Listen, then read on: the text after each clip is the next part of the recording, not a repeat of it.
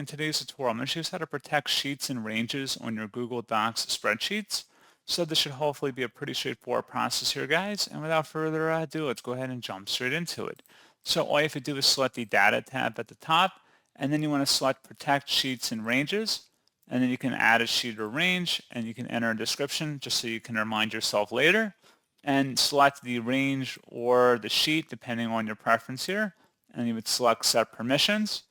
And then once that's done loading up, you can adjust when the editing permissions can be applied to and who can edit certain protected sheets or ranges. Select Done to save, and that's all you have to do. So pretty straightforward process on that, guys. And as always, thank you for watching. I do hope that was able to help you out, and I do look forward to catching you all in the next tutorial. Goodbye.